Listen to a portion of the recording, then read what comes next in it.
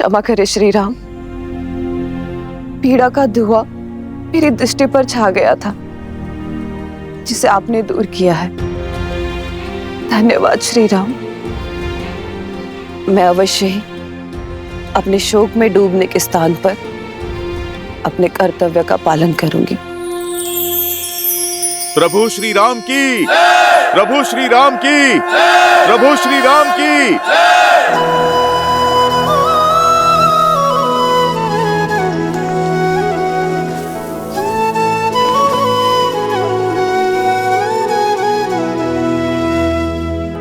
राम वाली निज धाम पठावा,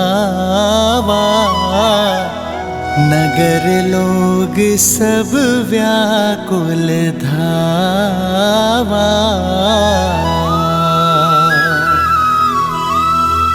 नाना विधि विलाप करतारा, छूट केस न देह संभारा।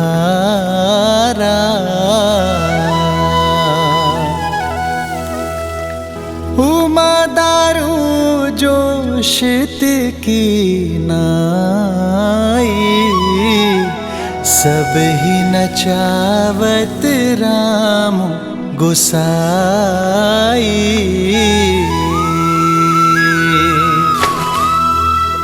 तब सुग्रीव ही आय सुदीन्हा,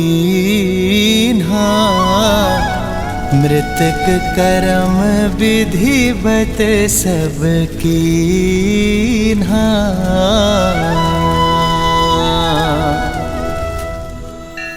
आज संसार को राम नाम के तेज का बोध हो ही गया। श्री राम ने अपनी मर्यादा से बाली जैसे अधर्मी के मन में भी धर्म की लौ जगा दी। उसके पापों का अंत कर उसे प्रायश्चित के मार्ग पर ले आए और उसकी पत्नी को संसार के कल्याण के लिए प्रेरित किया। किंतु सीता, उसका क्या? सीता के बिना ना तो श्री राम है और ना ही है रामायण। देवी सीता ही तो हैं जो श्री राम को पूर्ण करती हैं। मैं कुछ समझी नहीं। धर्म का जो सूर्य श्री राम के भीतर किरणें बिखेर रहा है, वही किरणें देवी सीता को भी तो प्रज्वलित करती हैं देवी, क्योंकि राम के तेज का अंश ही तो है सीता। पहेलियां मत बुझाइए महादेव, बताइए ना, आप क्या कहना चाहते हैं? यदि सब कुछ मैं ही सुना दूंगा तो आप देखने का आनंद कैसे प्राप्त करेंगी? कृपया कर अपने चक्षुओं को खोलिए और स्वयं देखिए कि कैसे देवी सीता भी श्री राम की राह पर चल पड़ी हैं, सबको राह दिखा रही हैं।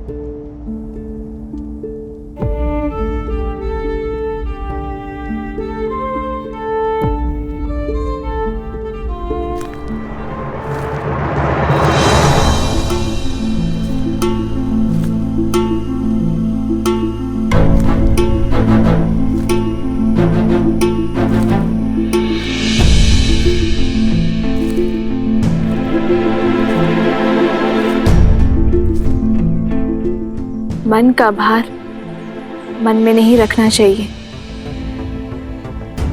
बताइए, आपके महाराज ने आज किस नए उद्देश्य से भेजा आपको मेरे पास? आज मैं किसी के कहने पर नहीं आई हूं, अपने मन से आई हूं देवी। तुम्हारा संकल्प, तुम्हारा पतिव्रत, तुम्हारा पति के प्रति प्रेम और तुम्हारी निर्भीकता से प्रभावित होकर यहाँ आई हूं। मैंने देवताओं, ग्रहों, यहाँ तक कि साक्षात यमराज को भी रावण के डर से थर-थर कांपते देखा है। किंतु तुम रावण के सामने पर्वत सी अटल खड़ी रही। दशों लोकों के स्वामी का सामना तुम जैसी पतिव्रता नारी ही कर सकती है।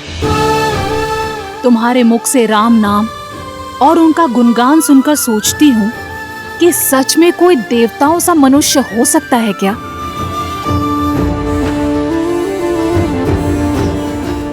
ये तुम्हारे महाराज की कोई और नीति है? मुझे पाने का कोई नया षड्यंत्र है तो तुम सफल नहीं हो पाओगी।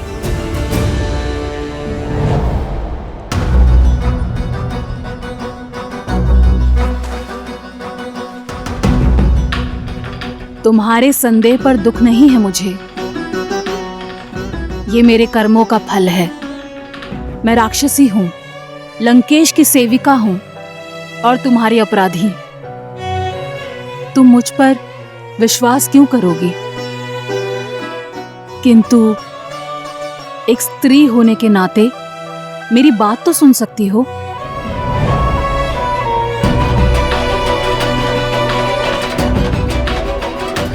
मेरी विनती मानो, कुछ खा लो। जिस राम नाम की रट तुम इतनी श्रद्धा और दृढ़ निश्चय से लगा रही हो, उनके आने तक अपनी काया को पोषित तो कर लो। अन्यथा उनके दर्शन पाने के लिए तुम जीवित कैसे रहोगी?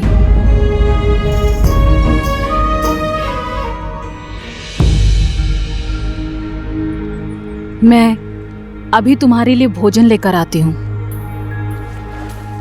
जिसके मन में पर स्त्री को पाने की योजना हो, उस रावण के रसोई घर के अन्न का एक दाना भी नहीं खाऊंगी मैं। प्राण त्याग दूंगी, किंतु सिद्धांत नहीं।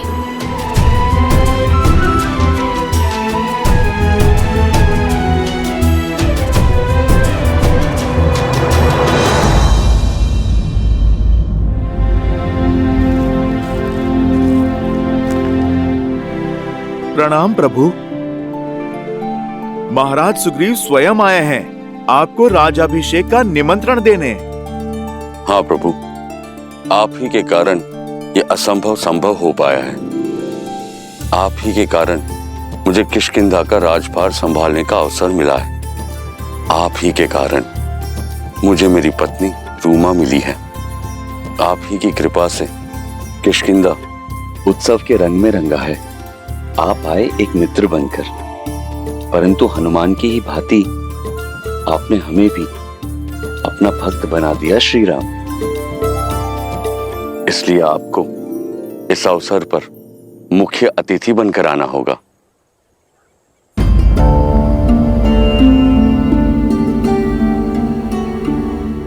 क्या बात है प्रभु? क्या निमंत्रण देने के शिष्टाचार में हमसे कोई भूल हुई है प्रभु?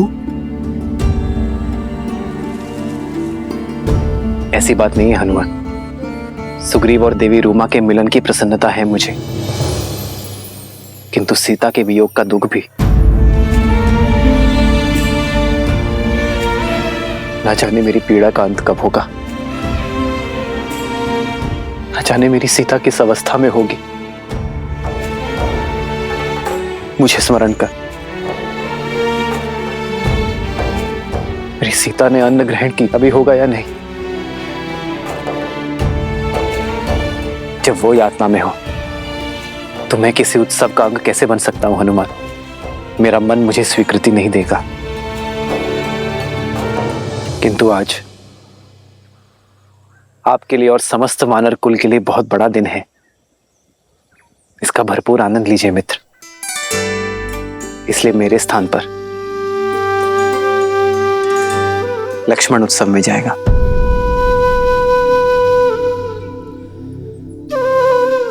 परंतु भैया, आपके बिना मैं कैसे जा सकता हूं? सुग्रीव हमारे मित्र है लक्ष्मण। उनके वर्षों के वियोग का अंत हो रहा है। देवी रूमा और किष्किंधा का साथ मिलने जा रहे हैं उन्हें, और इस प्रसन्नता के अवसर पर मेरे सुग्रीव के मित्र होने का दायित्व तुम्हें निभाना होगा लक्ष्मण। परंतु भैया, मैं वहां पर लक्ष्मण, ये भी मेरी सेवा ही है।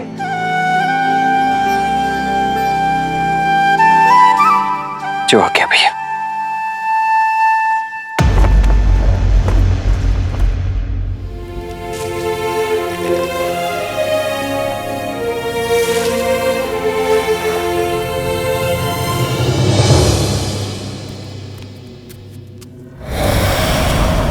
जटा।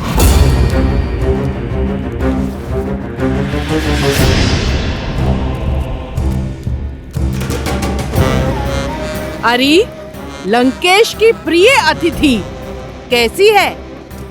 उस सीता का अहंकार टूटा के नहीं? जिसके आगे समस्त ब्रह्मांड झुकता हो, उन लंकेश के आगे एक दिन उसे भी झुकना होगा। उचित कहा।